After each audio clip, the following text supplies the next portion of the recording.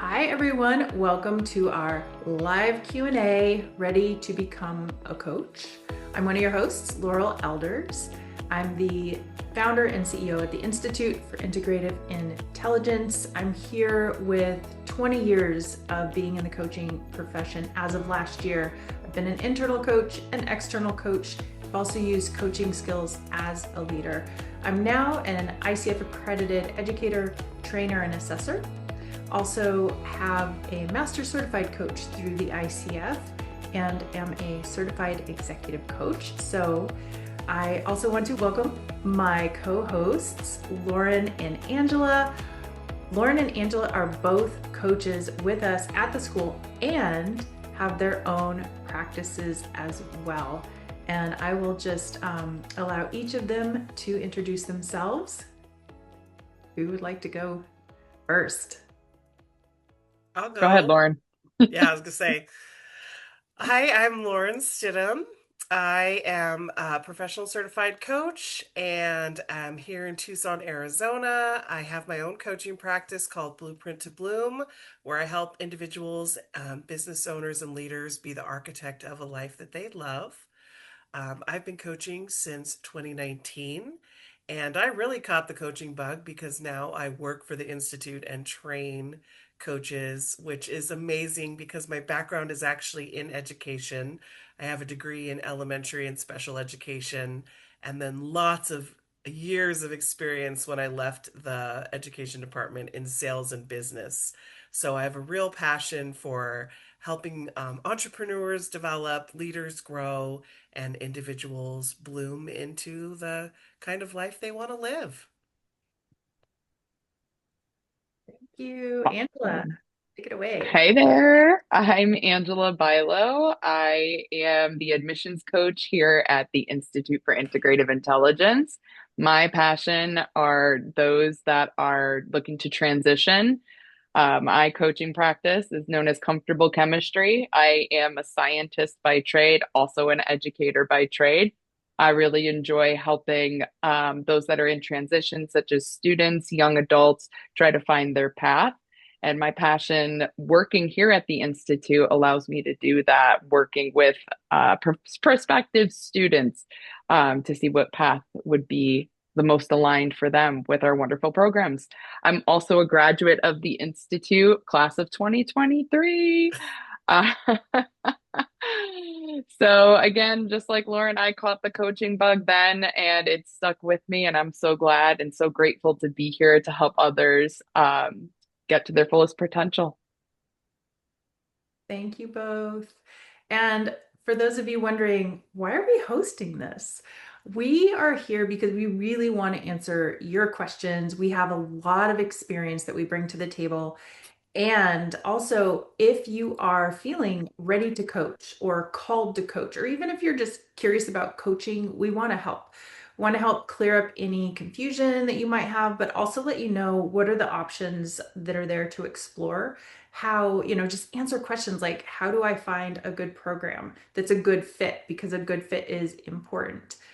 There's so many questions that come up for people, and we want to help really, clear the path so that you have a seamless experience because we know and have seen for me for 2 decades now, coaching produces some pretty miraculous results in parenting, in relationships, in the workplace, in teams. I mean, I haven't seen an area that coaching has not come in and been able to elevate. So we consider ourselves coaching geeks. So we want to help you find your own path with coaching because we're also very mission driven. We love seeing all the positive impact ripple because when you leave a positive impact, it actually impacts everyone else that you're touching to. So that's a little bit about why we are here.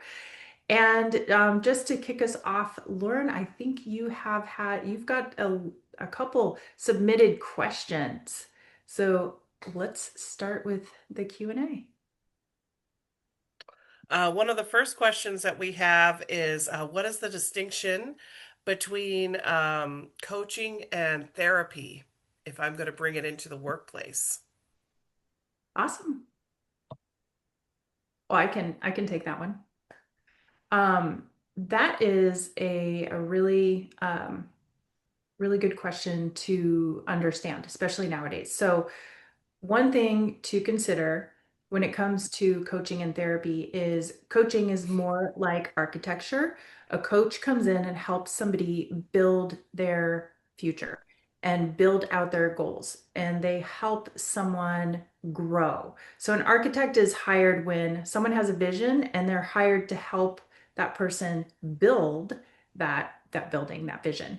Whereas in therapy, therapy is more focused on the past. It's focused on emotional healing. It is more like, you could say, archaeology, where you're looking at connecting with people and helping them from a past perspective and helping them heal. The other big differentiator is in coaching, the client, the coachee is in the lead and is the one that is guiding the process. And we can clarify that in a minute. In therapy, the therapist is trained to come in and guide a person in a certain direction. So in coaching, coaches are hired to help the person get in touch with their own answers, their own solutions. And this helps them grow in ways that don't happen when somebody provides an answer. Mm. Welcome, Matt. Good to have you. We are just diving into our live Q&A. So if you have any questions, feel free to pop on and ask or go ahead and place those in the chat.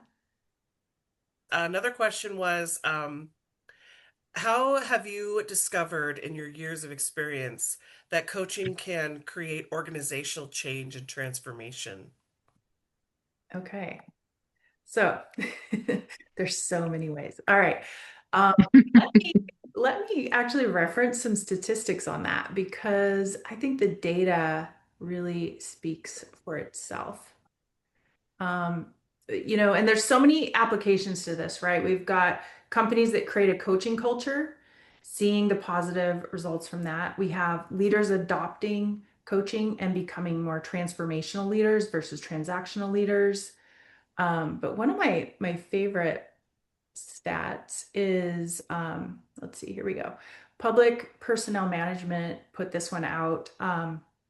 They looked at managers that underwent conventional management training and they followed this up with one-on-one executive coaching. And what they found is that when they separated the groups and just the training alone, they looked at the results of that. The increase in productivity and effectiveness went up by 22.4%. But when they coupled the training with coaching, so coaching comes in, meets someone where they're at, and then helps them figure out ways to move forward, helps them find ways to address obstacles. The results of productivity and effectiveness went up to 88%. That's massively huge, right? So it just shows that's a key demonstration of the power of coaching, especially in the workplace. I mean, we've got life coaches that help empower people personally, but in leadership and learning and development, it's also just really, really powerful. Yeah, and there were a few questions kind of around this idea that how do you think coaching is most often incorporated into the workplace? There's some ideas that it's for professional development for individuals that might be struggling. And then there's also like this idea of leaders and executive presence. Yeah, all the levels. So we have internal coaches, external coaches. In the past, coaching was more heavily leaned on if somebody had, like for remedial purposes, and that is shifting. It's now being used more for high potentials, people that, the company is really wanting to invest in somebody's development and growth. And so, yeah, it's showing up in quite a few different ways. Let's see, what else do we have here? So, one of the questions came up around that these are really challenging times energetically right now for people. So, How do you see coaching as a way to like reduce burnout? That's a good one. Do either of you want to take? I feel like I'm talking a lot, so feel free to jump in if you want to answer some of these as well.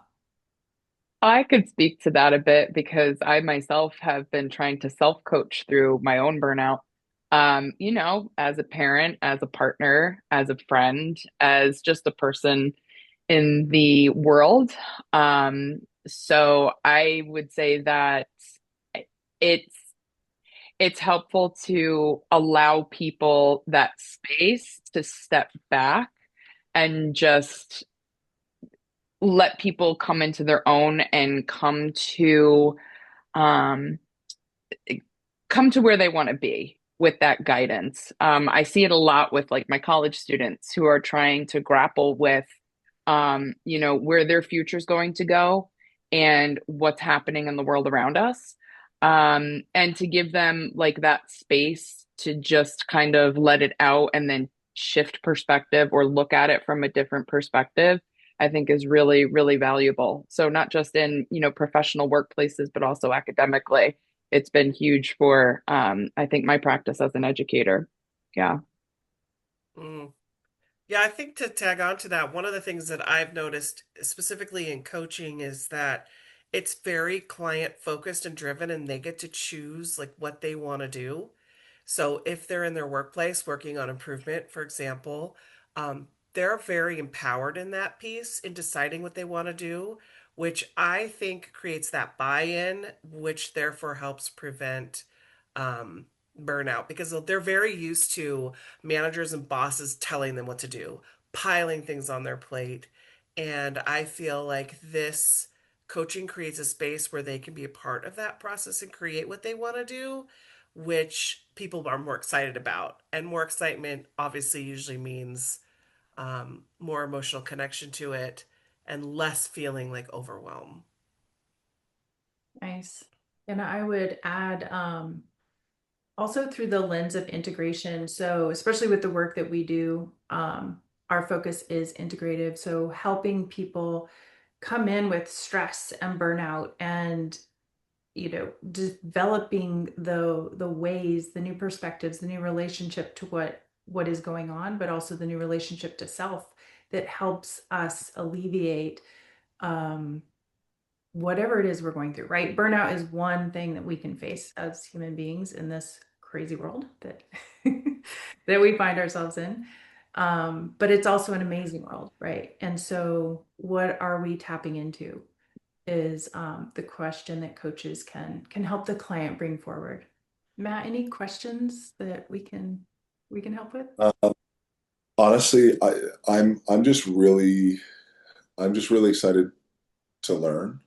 Um, I I'm kind of doing all this through PAC, um, which um, which has just been I mean, just the best environment, period. And like most people in there, everything was just I did a decent amount of speaking, and the coaching piece was just kind of side by side, and it was like, ooh, I don't necessarily know my value add, but it's like I've been coached and I've done this and I've heard this. So it was kind of just feeling your way through a little bit. So it's been really cool to actually learn the foundations and how to do things the right way. So yeah, it's relatively new, but it's just been a really cool experience. Oh, that's awesome. That That's wasn't a great. question at all, so sorry about that. But Oh, no worries. It's great to know. We love PAC. So you work with Robbie. You took Robbie. yes, Yeah. that was a stud. Yeah. Excellent. Excellent. Yeah. Do you have any questions that we could explore? Um, for for someone that's kind of starting out, and for me, I really only have like either do it or don't. And so I just want to do all the things and just kind of dive in both feet. But there's a lot that is just I don't know what I don't know. Um, and would there be like a recommend? Is it this program, is that like, and I feel it's perfectly equipped me for everything that I've needed, or it was a good jump off point to then continue my education? Or how would you kind of frame what this was and is for you? And if there's a recommended pathway, like if I was starting, I wish I would have done this, and I would have done this differently, or I would have done this the exact same. Um, that's like 9 questions in one. So, uh, but I got yeah, okay, yeah. Okay, so one thing is that PAC will continue the education. So I don't know if they've put that announcement out yet. So there will be a continuation from you'd taken module one. yes, So they're gonna be offering more modules. And the thing that I learned, I did it the hard way. I piecemealed education together until I realized, oh my gosh, this is not the way to do it. So following that cohesive process yeah, is really important. That leads to, especially if you want to become ICF credentialed. So continuing in that process within level one or level two training, that is like the advice I wish I had that I didn't know about when I was first starting out. So, okay, yes. super Yep. helpful. The other thing is ICF, the International Coaching Federation, is globally recognized as a key standard setter. So, like for example, the PAC program, what we do is all ICF accredited because when you get out of that ICF accreditation box, it can turn into the Wild West. There's some people that are calling themselves a coach and not really coaching at all, Yeah, known or unknown. Like they may not know that they're not coaching, right? Um, so we see that too. well, that makes sense. That definitely makes sense. Yeah, to add to that, so you're asking kind of like what would be helpful to know. We've had students that have come to our program who've taken education that's not ICF accredited, and then they have found that they cannot work with corporations or companies because the companies and corporations are requiring an ICF credential. Yeah, And so basically, the time that they've put into that training is is gone. yeah. I mean, they have good Yeah, knowledge, that's bad. yeah, but just Also, like, why would you, if you're doing tens or hundreds of hours, my first step, and I'm sure Robbie was like, okay, yeah, I already said, yeah, like, leave me alone, was like, hey, will this translate to this? And we're doing our self-coaching, and we're doing moderated or observing or practice or whatever. It's like, what, let me know. I don't want to do anything that's a wasted effort. He's like, nothing's a wasted effort. I was like, but it can be, like when he's like, shut up. Like, it's not, we're good. I got it. But that's so interesting to me that you put so much time in. And it's like, yeah, that was really cool. That was cool that you did that, but it was kind of for nothing. And you're like, good. It's great. Mm. Great to Yeah. hear. Yeah. Well, we also love helping people translate all that they know into coaching, the coaching model too. And I think that's a benefit or, accepting transfer credits Yeah, just to help them, ease that. definitely. But yeah, but then there's other people that were taught completely the opposite of what actual coaching is, and then they have to unlearn. Unlearn and Mm. unlearn. You're like, ooh, that's tough. Yeah. Yeah. Yeah. Yeah, so hope that helps give some perspective. Do you Super. know what direction you want to take the coaching in? Or are you still kind of in that exploration stage? Um, I, I, I don't really know. I kind of have an idea, but I also, in the same vein of like, I don't really know the different delineations. Like, I know what I enjoy. I know what I like. I know what has really helped me in the past. But I also know there's like life coach, and there's all these trigger words that are like, you know. So for me, my all-encompassing answer is like not really. I know what I've seen that I like and I'd like to emulate, but not really. my main goal is, get as many hours and as much training and read as much and do as much coursework as possible. And that'll hopefully kind of like narrow down um, kind of my lane or vertical or value add or this demographic or this group or these people. But starting with more of like a scatter shot kind of thing to see, okay, hey, I actually really enjoy that. Or like, I don't ever have to do that again. That was a one and done. I got the t-shirt and that's great. Or I'd kind of like to learn more about this.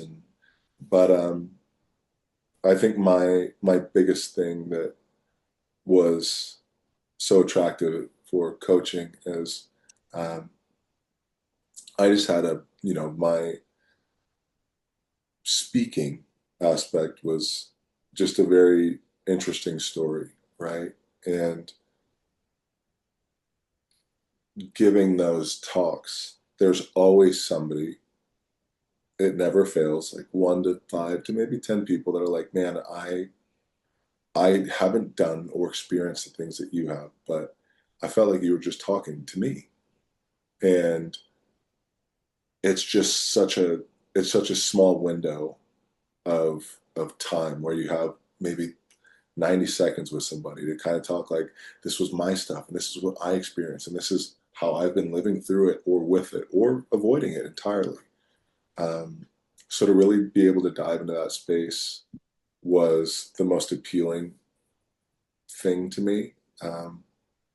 But again, I don't know what would you call that, like what area. It's like I just like making people feel. It's like, okay, yeah, that guy's a creep. But um, so, you know, all of that to give you the longest non-answer possible, but not not really, not yet, I'd say. I don't necessarily have my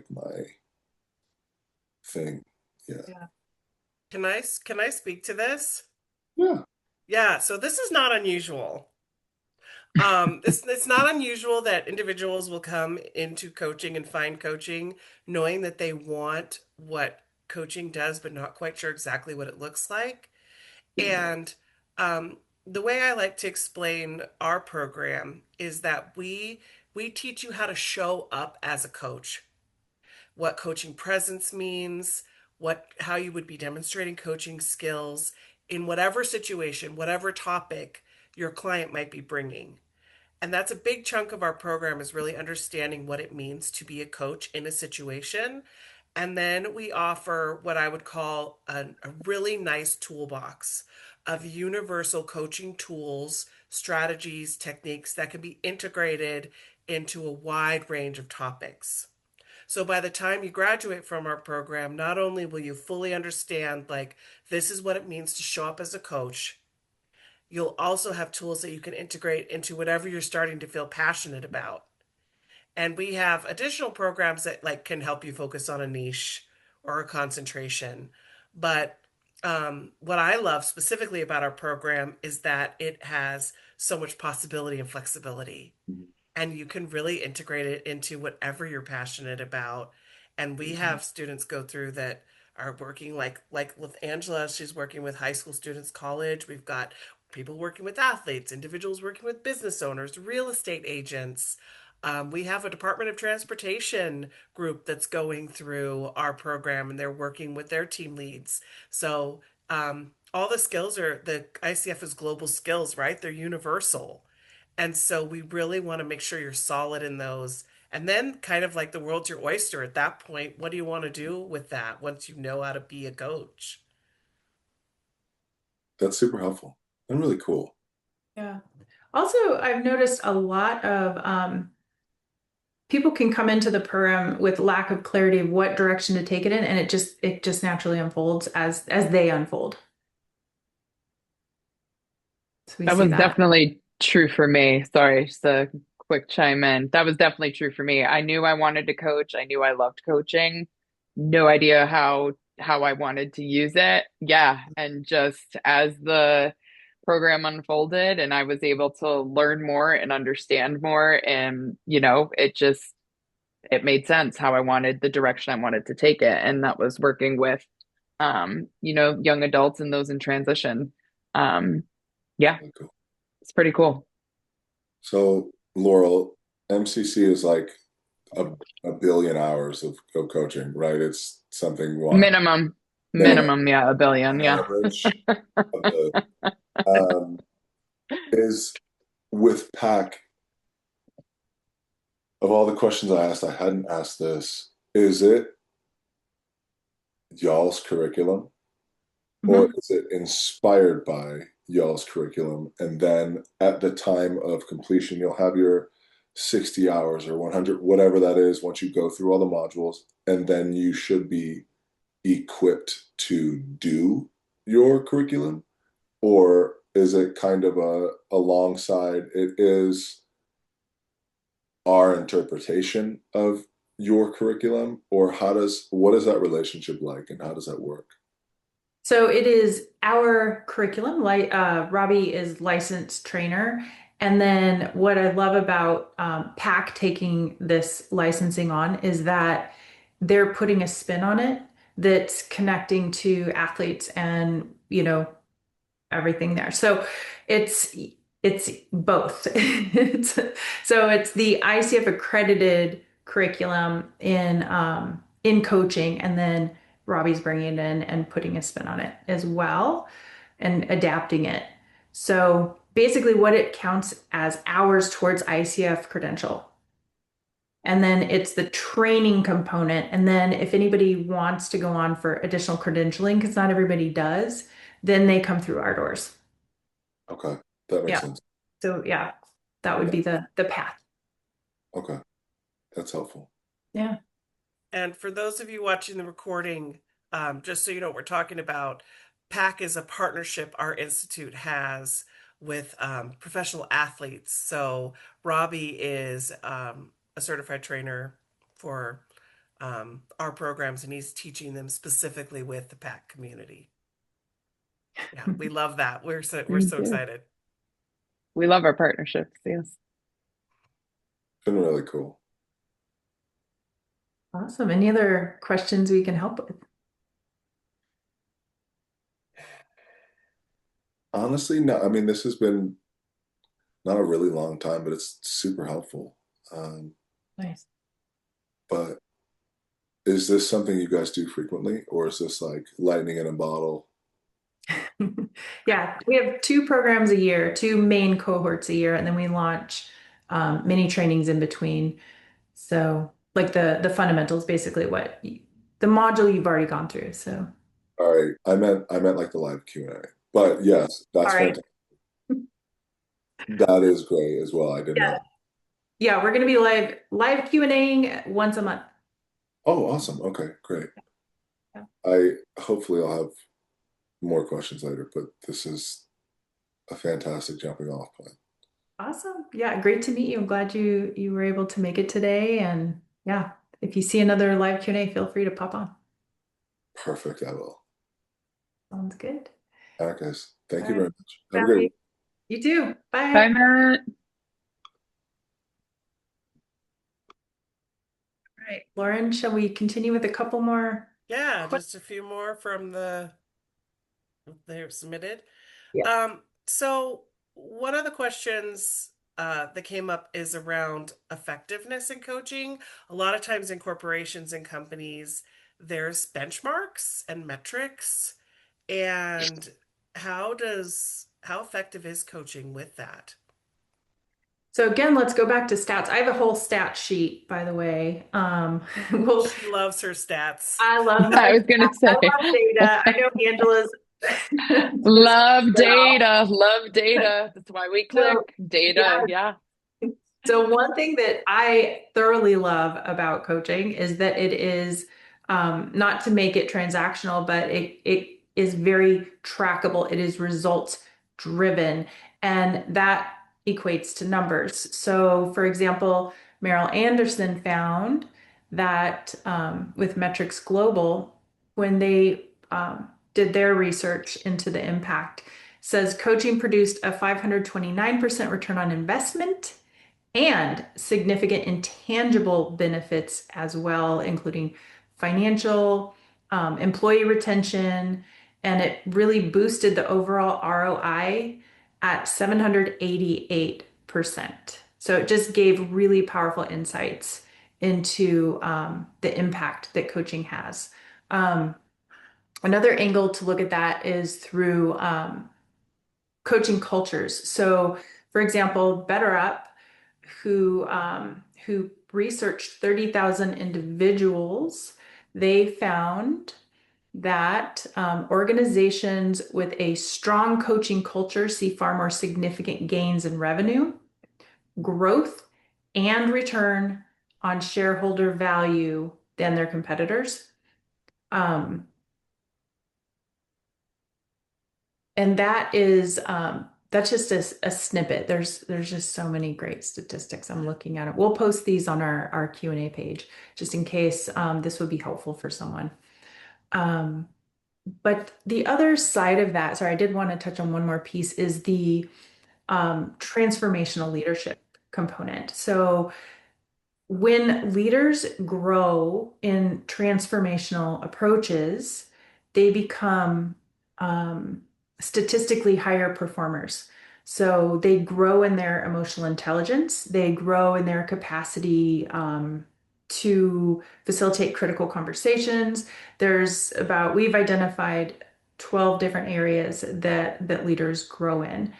And Emotional Intelligence 2.0 outlines that 90% of high performers, 90% are also high in EQ, which is it can be a learned skill. I know some people have it naturally, some people don't. And so getting the leaders into that transformational groove is so powerful. Emotional Intelligence 2.0 also noted that 80% of low performers were low in EQ. Mm. So there's some statistics to help answer that question. Yeah, and that makes sense because one of the first goals of coaching is self-awareness. And self-awareness is so key when it comes to developing emotional intelligence. Yeah. That's Oh, why I love it as a tool for education. Sorry, Laurel. Just wanted to throw that in there.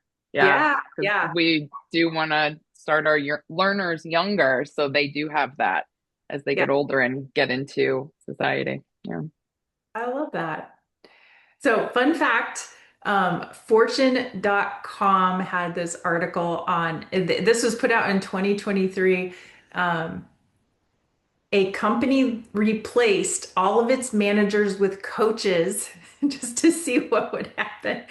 And the employees became 20% more productive and much happier because coaches already come in. So that's why coach like leadership is just exploding in um, popularity, but also being adopted because the coaching approach, developing that coaching culture is so impactful. I mean, it helps with everything from agility to resilience to creativity, right? We think creativity, what is that? Well, creativity brings in, if there's a breakdown somewhere, the more creative we are as a team, the sooner we can solve that problem. So that creative component was also considered really key. Mm. I think that's the solution. I think we should just replace all of the leaders with coaches and see what happens in our world. Give us a couple I'm, months. let's go. Yeah, absolutely. I think it speaks to the fact that coaching helps to guide out the answers within. We all have that creativity, that ability within us. And to have coaching allow people to get to that space, I think is huge. So important. Yeah. Yeah, absolutely. Okay, one more. Sorry, geeking Yeah. out. Um, Actually, Go for it. all right. So in Singapore, there was a company, OCBC. I'm so sorry, I do not know what that stands for. They didn't say. OCBC basically was sending, let me see, where did it go? 52 of their senior leaders through level 1 ICF training because of the impact coach-like leadership is having. So that's just a really big testament. Senior leaders, right? That's pretty impactful. That's gonna, I'm excited to see what's new for that company when they're on the other side of that level 1 training. Mm. Actually, that's a good transition to one of our next questions, which is, I'm confused. What's the difference between level 1 and level 2? Like, how would I know which one to take? Perfect. Yes. The way I like to look at it is level 1 is it's not considered a full coach training, but there's a good reason for that. It's designed that way because not everyone is going to become a professional coach and do coaching full-time or part-time or only do coaching. So level 1 is perfectly designed for someone who is already out in a profession, a leader, a therapist, a consultant who is adding coaching skills and coaching approaches to what they're already doing. So they wouldn't necessarily need the level 2 full training, which leads us to level 2. That is considered a complete coach training. That is the launch pad for professional coaches. Basically, you learn everything that you need to know to be a professional coach, start to finish, to basically launch coaching programs for clients, teams, employees, and yeah, take your work out into the world. Mm. Yeah, level 2 is so rich and in depth, and not everyone needs it, but a lot of people do want it. Mhm. Yeah, and we have some leaders who don't need the full training, or some other professionals, they don't necessarily need the full training because they're adding it, but they still go for that level 2. So also it can boil down to personal preference. What depth do you want your education and training and, to go, basically. Mm. Yeah. Awesome. Well, we are at time. We're wrapping up here. So I just want to say we hope that this has been really helpful. If hopefully this has answered some of your questions. If not, reach out. We love to help. We have a absolutely fabulous team that is doing ICF level 1 and 2 coach training. We offer executive coaching. We also offer ICF mentoring and continuing education. So we're here to cover a lot of bases in whatever direction you're heading, and never hesitate to reach out because we love putting people in touch with what their next best steps are, for you, basically. And to that end, if you are interested in our coach training programs and to learn more, Angela is here to help you. Angela, how would somebody get in touch with you? Well, all they have to do is send an email to admissions@integrativeintelligence.global. And I'd be happy to arrange a meeting on the phone, on Zoom, via email, whatever makes their heart soar. I just love talking to people and helping them along their path. So we're here to help you figure out what makes the most sense for you. Thank you. And also, if you have questions that you would like answered, if you want to submit them, we can get those answered in our next Q&A. As we mentioned earlier, we're going to be doing these quarterly, so we're happy to help at any time. And don't worry, if you submit one, we won't make you wait a month. We'll take your question into the Q&A, but we'll also get it answered than that as well. All right. Oh, and Yes. not quarterly, monthly, right? We're doing it once a month. Oh, right, monthly. Yes. Did I say quarterly? Yes, just making sure. Yeah, I've got quarterly on my mind because we're almost at the end of March. Monthly, yes. Thank you, Lauren. All right. Thanks, everybody. I hope you are out there and, doing well in the world. And we are always happy to help and get to know you better. We'll talk to you later. Bye.